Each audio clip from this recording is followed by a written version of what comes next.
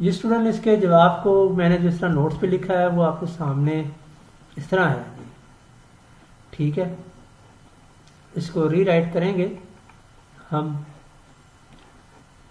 इसमें हमारे पास सवाल के जवाब लाइफ साइकिल है, क्वेश्चन 3 वाला 2 इस तरह है और ये 1 है। ठीक है जी, ये इसकी आप देख रहे हैं टेबल। मैं इसको थोड़ा सा साइज में छोटा करता हूँ पेज के, ताकि पूरी टेबल आप देख सकें। This is our table. यहाँ हमने इसको सिलेक्ट किया हुआ है। जब आप टेबल फॉर्म में मैंने लिखा है, आप टेबल ना बनाएं, आपने अपनी नोटबुक के ऊपर इसको जो है ना इस अंदाज में कर लेना है। इस तरह लिख सकते हैं तब भी ठीक है। मतलब जो है ना कि आप हेडिंग दें, उस पर लिखें स्मॉल बर्ड्स, और उसके बाद उनकी जो है ना आप ये जो करेक्टर हैं ये ऊपर नीचे लिखते चले जाएं। हेचलिंग लिखें, अपीयरेंस लिखें, फेदर लिखें, एक्टिविटी लिख दें। फिर उसके बाद आप दूसरी हेडिंग दें लार्ज बर्ड। ठीक है, एग्जाम्पल हैन है, वहाँ स्पैरो है, तो इस तरह भी लिख सकते हैं और इसी तरह आप इनको लिख लेंगे। अदरवाइज आप टेबल बनाना चाहें तो टेबल भी बना सकते हैं।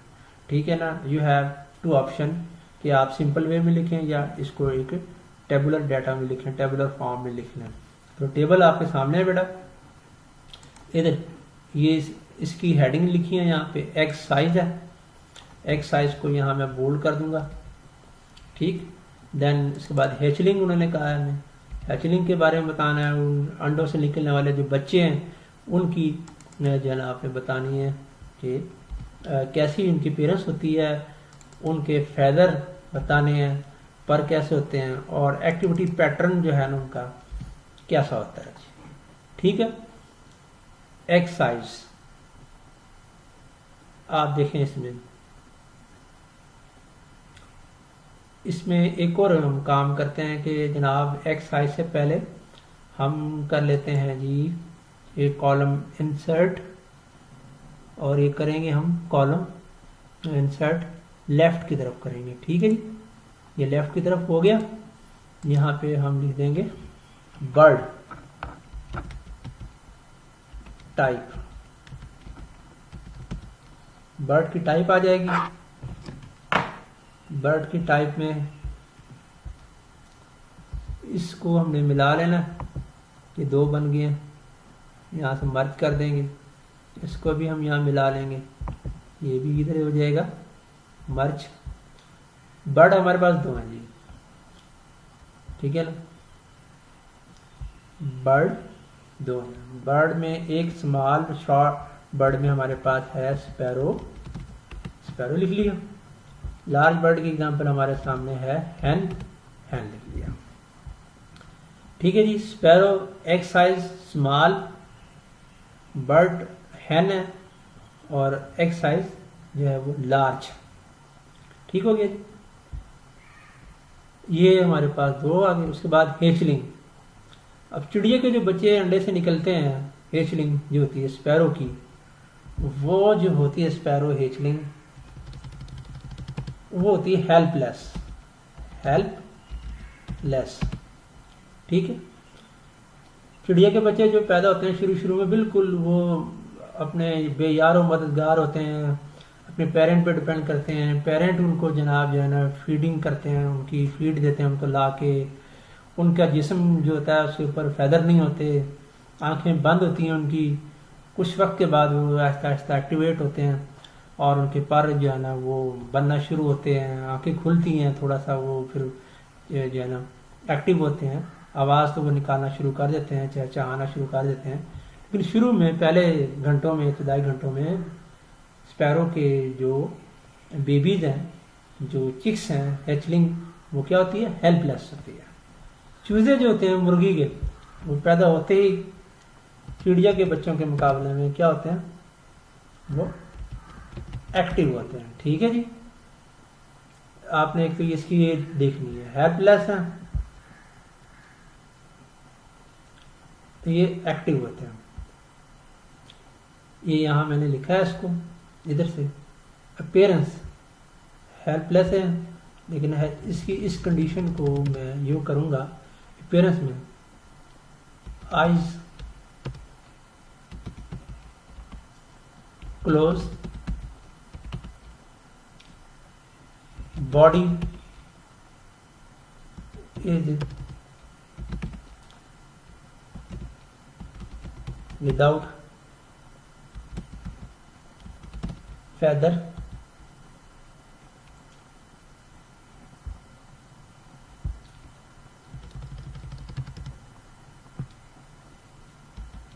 eyes open, eyes इनकी ओपन होती हैं, body is covered with soft feather, ये इनकी अपीयरेंस होती है।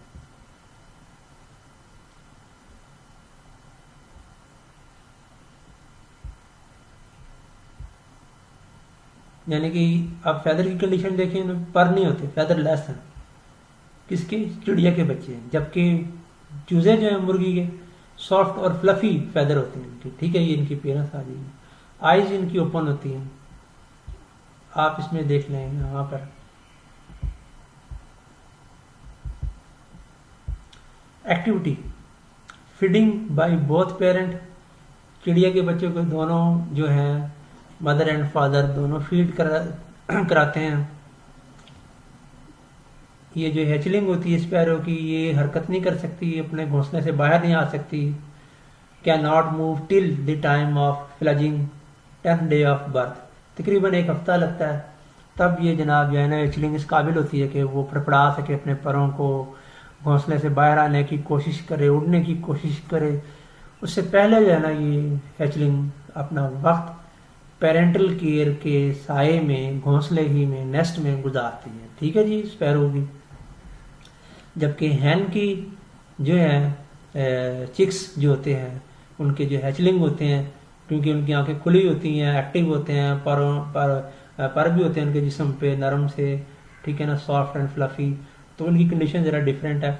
तो ये इस काबिल होते हैं कि वो जनाब जो है ना अगर उनको दाना दिया जाए या अपनी जो है ना मदर के साथ साथ हैन के साथ वो मूव करते हैं, फॉलो करते हैं, तो वो इंडिपेंडेंटली दाना चुग सकते हैं ज़मीन में से, बाजरा वगैरह कोई जो उनको मिल जाए, एबल टू फीड इंडिपेंडेंटली, ठीक है ना। उसके बाद active and run after mother, active होते हैं चूजे जो होते हैं ये चिक्स, और अपनी माँ का पीछा करते रहते हैं, उसके साथ साथ चलते हैं, ठीक है ना, फॉर लर्निंग बिहेवियर, ताकि अपनी जो है ना मदर से वो सीख सकें कुछ बिहेवियर के, जनाब जो है ना फीडिंग कैसे करनी है, साथ कैसे रहना है, और मदर जो है ख़तरे की सूरत में उनको अपने परों में छुपा भी लेती है ना, आपने देखा होगा। जबकि स्पैरोज़ के जो केस है उसमें ज़रा डिफरेंट है, पेरेंट जो होते हैं स्पैरोज़ के वो इतना ज़्यादा डिफेंड नहीं कर सकते, अगर खुदा ना खास्ता कोई दुश्मन आ जाए स्पैरोज़ के बच्चों को नुकसान पहुंचाना चाहे तो उनको बचाना मुश्किल हो जाता है। तो ये जो डिफरेंस है आपने देखा कि हमने इसको रिलेट किया एक्साइज को एक्स से पैदा होने वाले बच्चों में, कि कैसे डिफरेंट बर्ड जो है ना उनके बच्चे जो हैं हेचलिंग वो कैसे नज़र आ रहे होते हैं, ठीक है जी स्टूडेंट। इसको हम इस तरीके से तकरीबन काफ़ी हद तक इस तरह अटैम्प्ट कर सकते हैं। एक्टिविटी पैटर्न आपने देखा, यहाँ एक्टिविटी भी ले सकते हैं और चाहें तो एक्टिविटी पैटर्न भी कर सकते हैं इसको ऐसे, या सिंपल एक्टिविटी भी कह सकते हैं। फेदर की कंडीशन, फेदर लेस है, बता चुका हूँ, ख्याल में सॉफ्ट एंड फ्लफी चिक्स के फेदर होते हैं। अपीयरेंस, इनकी आंखें बंद होती हैं, आइज क्लोज्ड, अच्छा बॉडीज, ठीक है, वेट समवट विदाउट फेदर, इसमें आइज ओपन होती हैं, बॉडी जो होती है कवर्ड होती है विद सॉफ्ट फेदर, देखा है। हेचलिंग की कंडीशन आपने देखी। उसके बाद एक्स साइज हमें दिया हुआ था कि एक्स साइज हम जानते भी हैं, स्पैरो में स्मॉल है, हैन में लार्ज है, और बर्ड भी हमें 2 टाइप के दिए गए थे एग्जाम्पल के तौर पर, स्पैरो स्मॉल बर्ड है और हैन रिलेटिवली लार्ज बर्ड है। तो this is our first question. अब क्वेश्चन नंबर 2 को देखेंगे जी। Describe life cycle of any animal in your own words. तो स्टूडेंट हमारे इस यूनिट में 4 सिलेक्टेड एनिमल के लाइफ साइकिल थे, आप लोगों में से किसी एक को अपनी पसंद से जो है ना आपने डिस्क्राइब करना है। ये हमारे पास लाइफ साइकिल में, ये देखें लाइफ साइकिल है जी, इस पेज में, पेज नंबर 53 में हमारे पास है मॉस्किटो का लाइफ साइकिल, हमारे पास है फिश का लाइफ साइकिल, हमारे पास फ्रॉग का लाइफ साइकिल है, और यहाँ पर जो है ना लाइफ साइकिल ऑफ स्पैरो दिखाया हुआ है। तो जो आपको आसान लगे, जो आपको बेहतर लगे, जिसमें आप दिलचस्पी लेते हो, उसको आप डिस्क्राइब कर देंगे, और इतना ही डिस्क्राइब कर सकते हैं पैराग्राफ की फॉर्म में जितना गिवन है। और जहाँ तक रही बात कि लाइफ साइकिल, क्योंकि लॉन्ग क्वेश्चन है, इसका आंसर आपने इस तरह लिखना है कि पैराग्राफ की लाइन भी लिखनी है, हेडिंग दे के लिखनी है, और इसकी फिर ये जो लाइफ साइकिल की स्टेजेस हैं, ये इनके नाम लिख के आपने लाइफ साइकिल बना देना। फोटोग्राफ बनाना, डायग्राम बनाना ज़रूरी नहीं है, और ना ही बनानी है, क्योंकि ये टाइम कंज्यूमिंग हो जाएगी। टाइम कंज्यूम करने में आप दूसरे सवालात के जवाबात का जो वक्त है वो खो देंगे। तो इसलिए सिर्फ नाम लिखें और एरो से आगे जो है ना प्रोसीड करें, आगे बढ़ जाएं। मैंने एग्जांपल के तौर पे लाइफ साइकिल जो अपने नोट्स में यहाँ दिया हुआ है उसको आप देखें, लाइफ साइकिल ऑफ फ्रॉग, ठीक है जी। यहाँ पर आपने इसकी डायग्राम भी बनानी है कि लाइफ साइकिल फ्रॉग का कैसे है। चाहें तो हम इसमें लाइफ साइकिल हमारे पास है, एक फिश का है, एक है हमारे पास है मॉस्किटो का, बटरफ्लाई का भी हो सकता है, लेकिन मॉस्किटो का लाइफ साइकिल है, उसकी हम यहाँ डायग्राम लगा सकते हैं। फ्रॉग का है तो फ्रॉग की डायग्राम यहाँ लगाएंगे, बाद में मैं आपके सामने इंसर्ट कर दूंगा। ये फ्रॉग के बारे में मैंने यहाँ लिख भी दिया है।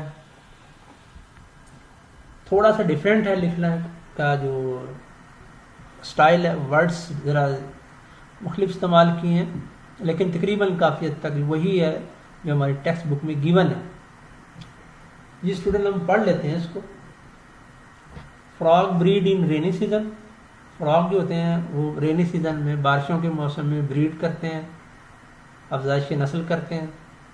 Fertilisation take place in water. Fertilisation यानी कि उनके गैमीट जो होते हैं वो पानी में मिलते हैं, उनके स्पर्म और एग के मिलने से जाइगोट बनता है, जाइगोट से फिर जो है ना आगे लार्वी वो बनते हैं। Which result in the formation of larva called tadpole. Tadpole को आप देखें मैंने यहाँ पर बोल्ड कर दिया ताकि जो है ना ये प्रोमिनेंट हो जाए, नुमाया हो जाए। Tadpole has elongated fish like body.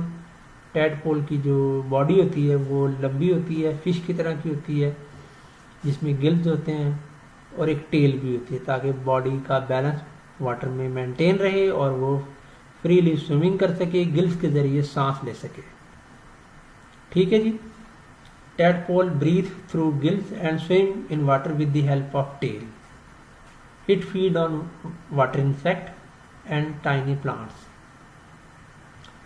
Tadpole जो होता है पानी में मौजूद जो टाइनी प्लांट्स हैं, छोटे छोटे पौधे, एल्गी और इंसेक्ट्स जो होती हैं उनके ऊपर फीड करता है, और इस तरह आहिस्ता आहिस्ता बढ़ता रहता है, फलता फूलता रहता है, ग्रोथ उसकी जारी रहती है।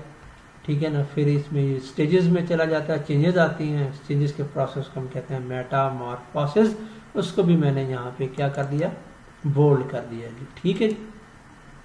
And finally change into an adult frog. और फिर जो है ना टैडपोल आखिरकार एक अडल्ट फ्रॉग में तब्दील हो जाता है और वो आ जाता है लैंड पर, खुश्की पे, वहाँ अपनी ज़िंदगी गुजारता है। फिर जब इसी फ्रॉग का ब्रीडिंग सीजन आएगी तो यही फ्रॉग जो है दोबारा पानी में चले जाएंगे और वहाँ ब्रीड करेंगे। आपने काम ये करना है कि ये लिखने के बाद हेडिंग देंगे, सारा डिस्क्राइब करेंगे, और जो आपकी नोटबुक है उसका है नीड पेज, वहाँ पर आपने ना इसकी डायग्राम बनानी है। तरीकाकार मैं बता चुका हूँ आपको, उसके मुताबिक आपने इसको डायग्राम बना के तो समझें आपका ये जवाब हर लिहाज से मुकम्मल हो गया। अब हम क्वेश्चन नंबर 3 की तरफ जाएंगे जी।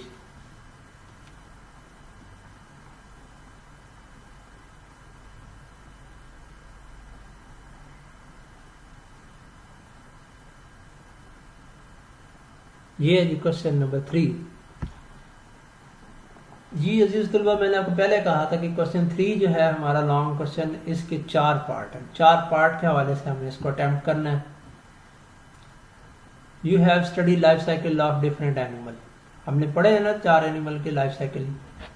Compare these life cycle according to, इनका हमने कंपैरिजन करना है, इन लाइफ साइकिल का कंपैरिजन करना है किसके मुताबिक, according to water requirement, seasonal requirement, food requirement, parental care requirement.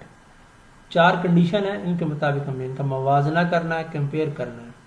ठीक है, आप देखें इसको मैंने कैसे किया है, उस तरीके से फिर आप इसको जो है ना अपनी नोटबुक पे कर लेंगे। टेबल की फॉर्म में मैंने इसको हल करने की कोशिश की है, ये इसका जवाब है। Answer table. पैरामीटर आप देखें, पैरामीटर हमारे पास है, यानी कि जो हमें ये दिए गए हैं ना कंडीशन, उसको पैरामीटर कहा है। फैक्टर भी कह सकते हैं, कंडीशन भी कह सकते हैं, पैरामीटर भी कह सकते हैं। ये हमारे सामने है water requirement, seasonal requirement, food requirement और पेरेंटल केयर रिक्वायरमेंट। ये आ जाएंगे जी लाइफ साइकिल। हमारे पास लाइफ साइकिल 4 जी बेटा। वो लाइफ साइकिल एनिमल के कौन कौन से हैं जिनको पानी चाहिए होता है, वाटर रिक्वायरमेंट जरूरी है उनके लिए। फिश का लाइफ साइकिल है, पानी के बगैर नहीं हो सकता। फिश पानी में ही पैदा होती है, सारी जिंदगी पानी में गुजारती है और उसकी कुदरती मौत जो है, डेथ नेचुरल, वो भी पानी में होती है।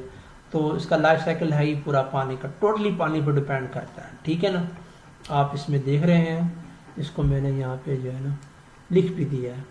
इसकी हाईलाइट मैं ख़त्म कर देता हूँ जी।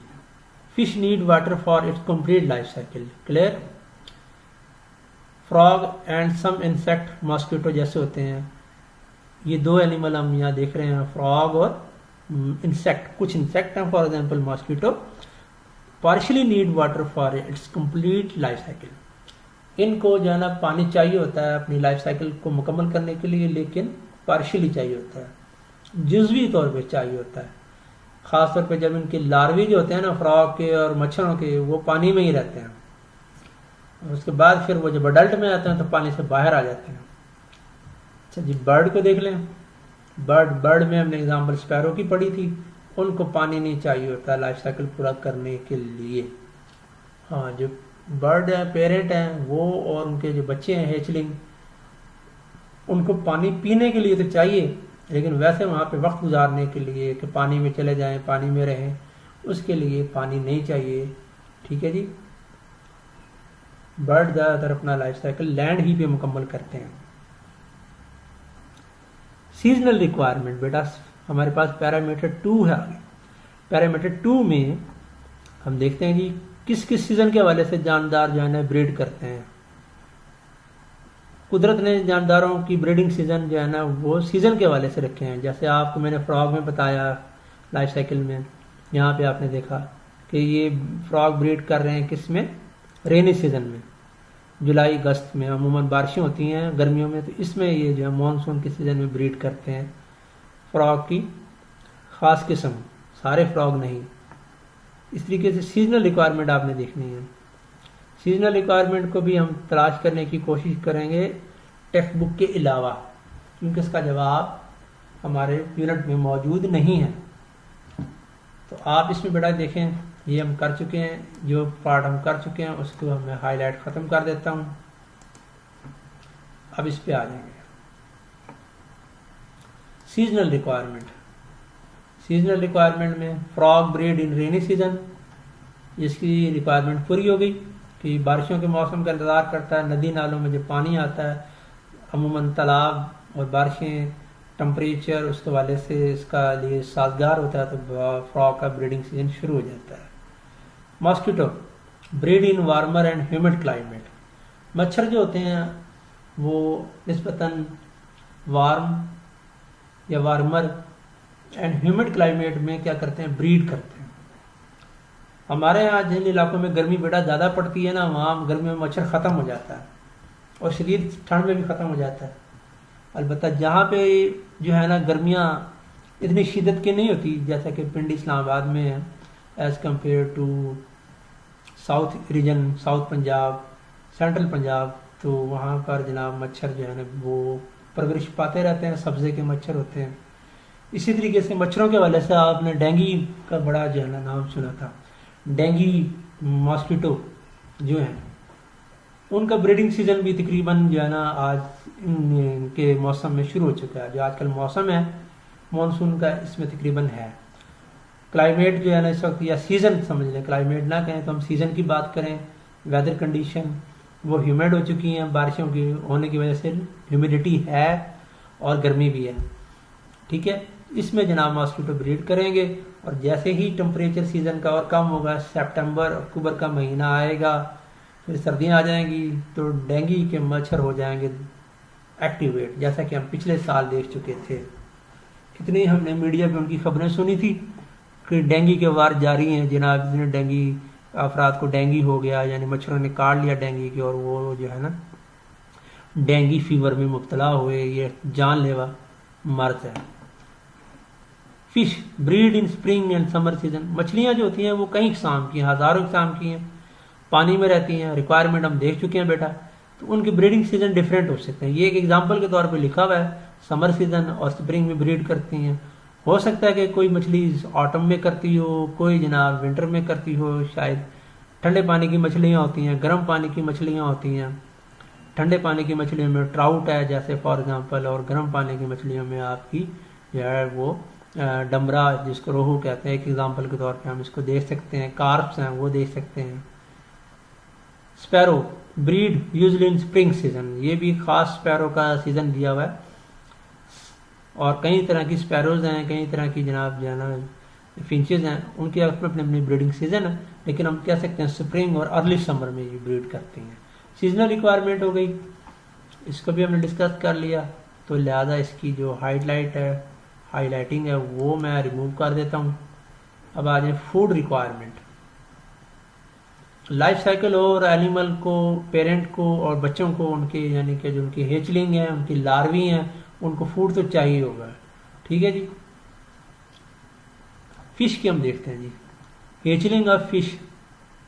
फिश की जो हेचलिंग होती है ये बिल्कुल आप कह लें कि जाइगोट के बाद जो मछली का बच्चा वजूद में आता है, बहुत स्मॉलर टाइनी फिश, उससे हम कहते हैं फ्राई। ठीक है जी। उसके साथ एक लगी होती है फूड सैक, आपने अभी पढ़ा भी था यूनिट में, लाइफ साइकिल ऑफ फिश में।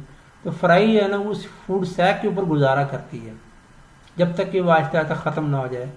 तो वो इनिशियली फूड सैक ही पे गुजारा करती है।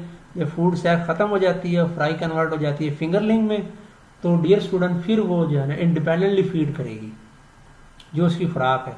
प्लांट्स खाने हैं, प्लांट मटेरियल खाएगी, कुछ इंसेक्ट्स हैं, इंसेक्ट्स को खाएगी, ठीक है ना, या और एनिमल छोटे छोटे जो हैं उनको वो एज ए फूड इस्तेमाल करेगी।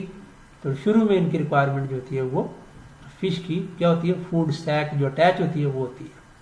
ठीक है जी। इसकी हमने डिस्कस कर लिए ये टॉपिक, लिहाजा हाईलाइट इसकी खत्म कर देते हैं। Then larva frog and insect में मॉस्किटो और फ्रॉग में टैडपोल, ये फीड करते हैं टाइनी वाटर प्लांट्स पे।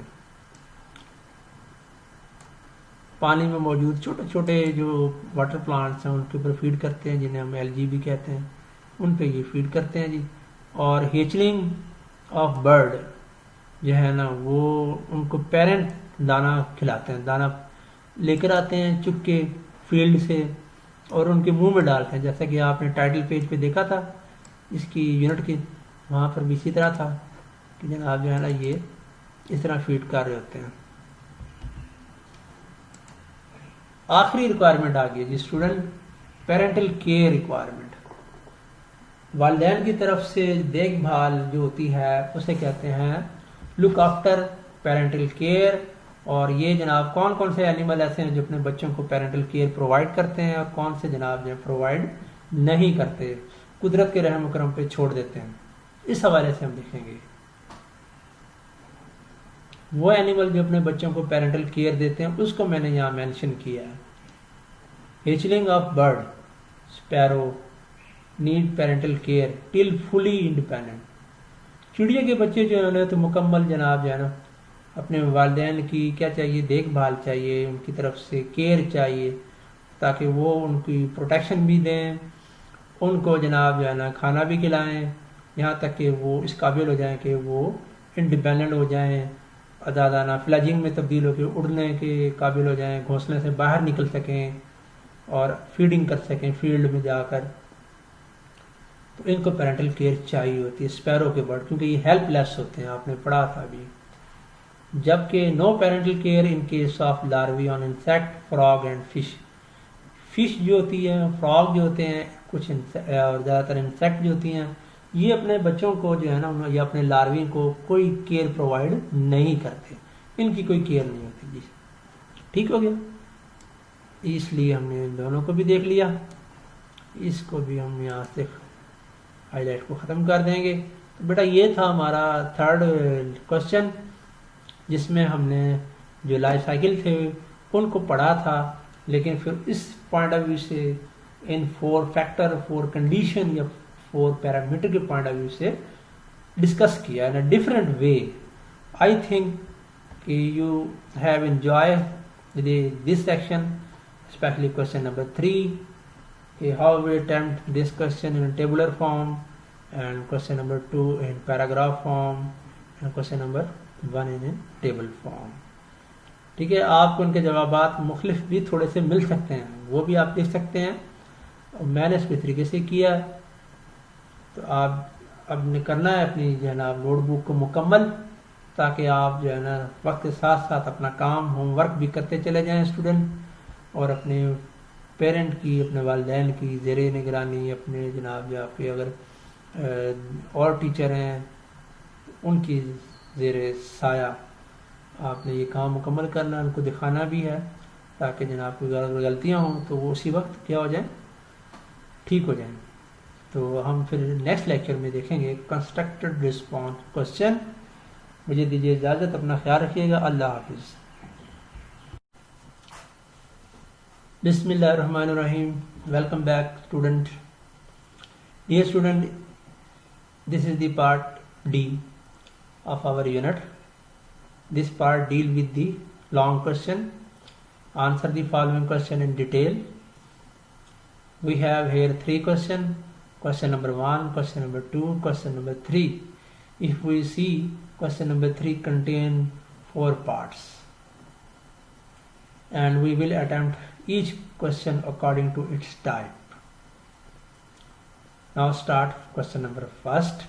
We read statement of the question number 1 and try to attempt this question.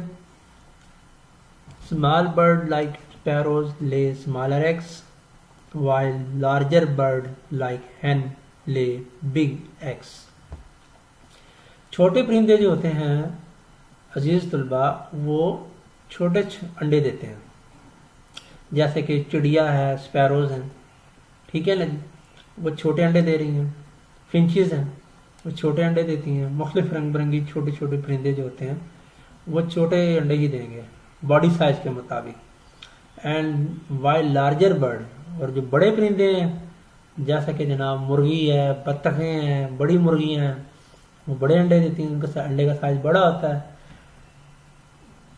ठीक है जी, ये हमारे क्वेश्चन की पहली लाइन है, जो मैंने आपके सामने इसको पढ़ के ट्रांसलेट कर दी है। अब आप इस क्वेश्चन की रिमेनिंग सेकंड लाइन को देख लें। जो हमने करना है, ये इसको अटेम्प्ट करना है, ये तो समझना है पहले से हमने समझ लिया कि एग का साइज बर्ड की बॉडी साइज से रिलेट कर रहा है, ठीक है ना। तो हमने अब आगे इसको इसी तरह ही देखना है। Relate the size of egg with the appearance, feather and activity of their hatchling. तो आपने क्या करना है, ताल्लुक बनाना है, रिलेट करना है साइज ऑफ एग, कि बड़े बर्ड जो हैं वो बड़े साइज के अंडे दे रहे हैं, छोटे बर्ड छोटे साइज के अंडे दे रहे हैं। इन के अंडे के साइज को आपने परिंदों की जो अपीयरेंस है, यानी कि उनका साइज का बड़ा होना, बॉडी साइज का छोटा होना, ये इनकी अपीयरेंस है, अपीयर हो रहे हैं, फेदर और एक्टिविटी ऑफ देयर हेचलिंग, और उन अंडों से जो बच्चे निकलते हैं उन्हें कहते हैं हेचलिंग, उनकी एक्टिविटी से रिलेट करना है, ठीक है। तो ये सवाल ऐसा है कि इसका जवाब आपको इस यूनिट के अंदर मौजूद जो पैराग्राफ थे उसमें नहीं मिलेगा। इसको आपने अपने दिमाग से फील्ड ऑब्जर्वेशन के जरिए असल में अटेम्प्ट करना है। आपने मुर्गी भी देखी होगी, ठीक है ना। उसके अंडे भी देखे होंगे, उन अंडों से जो बच्चे निकलते हैं चूजे हेचलिंग, उनको भी देखा होगा, जो बिल्कुल यानी कि ताज़ा ताज़ा अंडों से ये मतलब बच्चे निकले हैं ताज़ा, न्यूली बॉर्न जो है ना बेबीज़ हैं हैन के, जिन्हें हम कहते हैं बेसिकली चिक्स, वो देखे होंगे आपने, ठीक है ना। इस तरीके से आपने स्पैरोज के अंडे और स्पैरोज के जो है वो चिक्स भी देखे होंगे। तो इनको जो है ना हमने यहाँ पर रिलेट करना है और फिर देखना है कि उनके फैदर कैसे होते हैं, हेचलिंग की एक्टिविटी कैसी होती है और उसका साइज।